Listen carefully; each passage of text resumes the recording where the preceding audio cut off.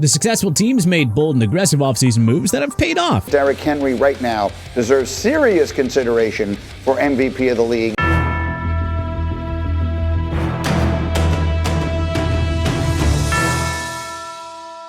Let's dive into the 5 2024 NFL offseason moves that have succeeded tremendously and 5 that have failed mightily. Succeeding, Commanders make Jaden Daniels the face of the franchise. The Chicago Bears taking Caleb Williams first overall was a far-gone conclusion from the get-go. The Washington Commanders, however, had a bit of a decision to make at number 2. LSU quarterback and Heisman Trophy winner Jaden Daniels displayed a superstar-like potential in college. But dual-threat QBs are the ultimate boomer-bust prospects. For every Cam Newton and Michael Vick, there's a Robert Griffin III or Johnny Manziel. Washington could have taken North Carolina's Drake May, a generational wide receiver prospect like Marvin Harrison Jr., a 5-star offensive tackle like Joe Alt, or they could have traded the number 2 pick for a monster package. But new GM Adam Peters and head coach Dan Quinn rolled the dice on Daniels and made him the number 2 selection. And it already looks like the very move that'll launch this team into long-term title contention following the absolute nightmare of the Dan Snyder era.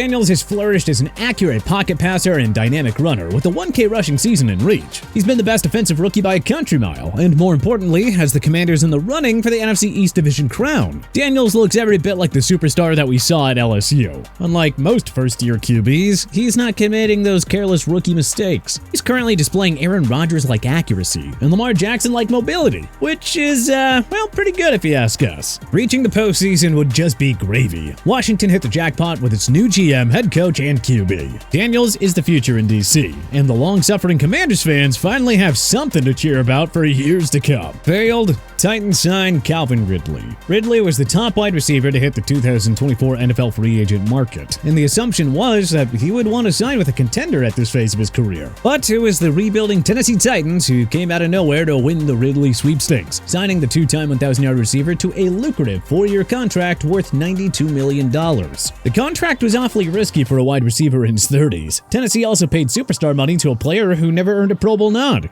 giving him a higher average annual value than superior wide receivers like Terry McLaurin, Stefon Diggs, Mike Evans, Amari Cooper, and DeAndre Hopkins was also an interesting decision. But anyway, the Titans had hoped that a Ridley-Hopkins tandem would unlock the potential of second-year receiver Will Levis. Newsflash, it has not happened yet. The Tennessee passing game as a whole has struggled, but guys like Ridley are paid to get open and produce, regardless of who their QB is. And as of right now, he's currently on pace to set career lows across the board, and the guy might not even hit 500 yards receiving this year. The Titans ignored a clear need to begin a rebuild and invested nearly $100 million in a very good but not great wide receiver. Now they're stuck with a disgruntled veteran and a terrible contract on their hands. On the bright side, Tennessee is in position to get a top QB prospect in the 2025 NFL Draft. You know, maybe someone like Shedeur Sanders, Quinn Ewers, Cameron Ward, or heck, Carson Beck could get Ridley going again. Succeeding, Falcons win the Kirk Cousins sweepstakes. The Falcons would have won the NFC South in 2022 and 2023 if they just had above-average quarterback play. Alas, they finished 7-10 both years with lackluster production from Marcus Mariota, Desmond Ridder, and Taylor Heineke during that period. Fed up with being stuck in QB purgatory, the Falcons went all in for ex-Minnesota Vikings signal caller Kirk Cousins and handed him a 4-year deal worth $180 million in free agency. The deal included $100 million of that being guaranteed, which is obviously risky for a 36-year-old coming off of surgery on a torn Achilles. Yet, surprisingly, against all odds, Cousins has managed to earn every penny of that deal up to this point. Over the Falcons' first 5 games alone, he orchestrated 3 fourth-quarter comeback game-winning drives. And this was against 3 other playoff hopefuls in the Philadelphia Eagles, New Orleans Saints, and Tampa Bay Buccaneers. Cousins has maximized the loaded weaponry around him, namely Drake London, Darnell Mooney, and Bijan Robinson. Raheem Morris's bend-don't-break defense has complemented the offense nicely, and the Falcons look every bit like a contender in the wide-open NFC. The NFC South is a two-way race between the Bucs and the Falcons. We'd give an edge to Atlanta, but they're at worst a wildcard team. And believe us, this is not a team that anybody wants to face in the postseason. Failed? Titans make sign and trade deal for Lerus Sneed. Even though they were nowhere close to title contention, the Titans just couldn't help but make not one, but two win-now moves. The biggest one was signing Ridley. The other move was acquiring Kansas City Chiefs cornerback Lerus Sneed. Tennessee gave up a 2025 third-round pick and agreed to a swap of 2024 seventh-round selections in exchange for Sneed. Titans GM Rand Carthen clearly ignored the obvious, that Sneed was a product of the Andy Reid and Steve Spagnuolo system and not a bona fide superstar. So, not only did the Titans pay a hefty price for Sneed, but they immediately handed him a 4-year extension worth $76.4 million.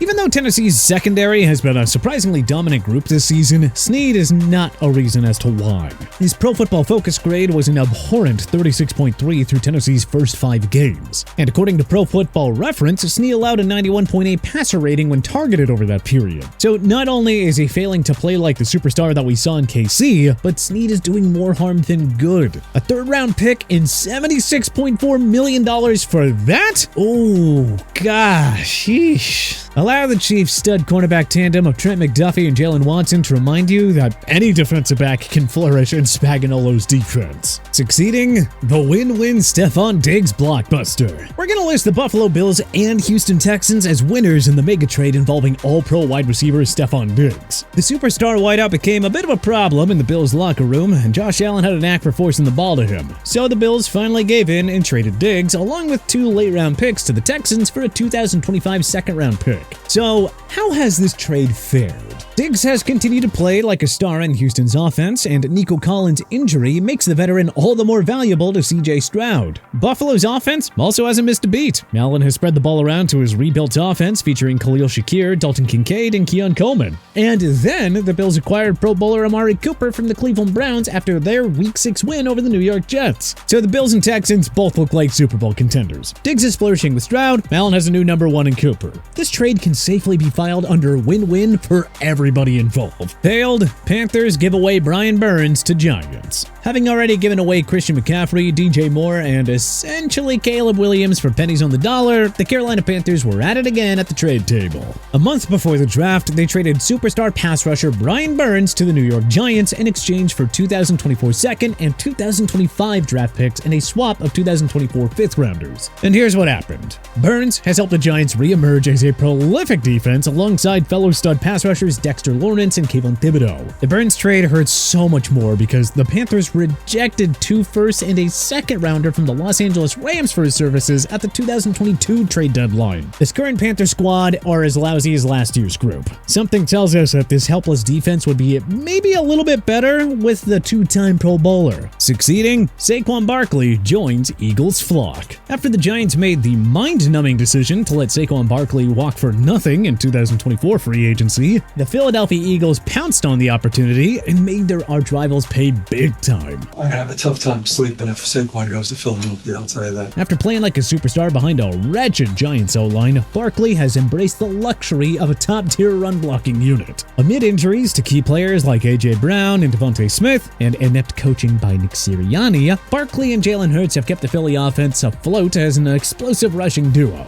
So, not only is Barkley on pace to finish with a career high in rushing yards, but he has a legitimate shot at finishing with 2K yards of offense. Failed, Raiders signed Gardner Minshew II. After a stellar 2024 season as the Indianapolis Colts' primary starting QB, Minshew II signed a 2-year deal with the Las Vegas Raiders with $25 million. The deal included a generous $15 million guaranteed, which was a bit too much for a guy who spent most of his career as a backup. Our issue with the Minshew signing isn't the contract itself necessarily, but more the fact that Las Vegas passed on so many superior QBs. I mean, consider that Minshew was benched in favor of Aiden O'Connell after just 5 starts, throwing 4 touchdowns against 5 interceptions. Now just imagine if the Raiders did something smarter at QB. You know, maybe signing Russell Wilson or even trading for Justin Fields. Or what about trading up for a top QB prospect like Michael Penix Jr., JJ McCarthy, or Bo Nix? Just saying, even 2023 Comeback Player of the Year Joe Flacco or Jameis Winston would have been better options than Minshew. Succeeding, Ravens pair Derk Henry with Lamar Jackson. Before the move was official, just about everyone predicted that King Henry would land in Baltimore. And yeah, sure enough, the Ravens signed the two-time rushing champion to a 2-year deal with a bargain $16 million. We knew that Henry and Jackson would fit tremendously in Baltimore's rush-heavy offense, but the former Titan has still exceeded expectations this year. Henry already looks like he'll run away with his 3rd rushing title. In fact, he has an outside shot of recording his second 2,000-yard season, or at the very least, the second best statistical season of his career. The Ravens had the 4th best scoring offense last year at 28.4 points per game, and it's even better this year. And we'd like to kindly ask how other NFL teams are going to game plan against these guys in the postseason. You know, now that you'll have to account for 2 future Hall of Famers in the ground game. Failed, Jets acquire Hassan Reddick from Eagles. Hey, a little reminder to NFL GMs, if you're trading for a disgruntled player who wants a new contract, you should probably address that matter ASAP. The New York Jets missed the memo when they acquired superstar edge rusher Hassan Reddick from the Philadelphia Eagles in exchange for a conditional 2026 third-round pick. The trade was completed after Philly signed ex-Jets standout Bryce Huff in free agency, making this a win-win scenario for all parties. Or, you know, so we thought. Reddick held out throughout training camp and preseason in search of a new contract. The two-time Pro Bowler had 1 year remaining on the $45 million pact that he signed with Philly in 2022, and it was reasonable to ask for a raise after outperforming the first 2 years of the contract. Jets never gave in though. The pass rush underperformed through the first 5 weeks before head coach Robert Saleh was fired, adding another clown act to the never-ending circus show that is Gotham. Ah well, at least the Jets never fail to amuse us with their 24/7 comedy routine. But hey, which other major 2024 NFL offseason moves have paid off? And which ones do you think have failed big time? Let us know in the comment section below. If you like this video and learned a thing or two, clicking the like button helps out a ton. And you know, we really appreciate it. If this is your first time coming around to TPS though, then subscribing is a great idea, because we put out videos like this every single day.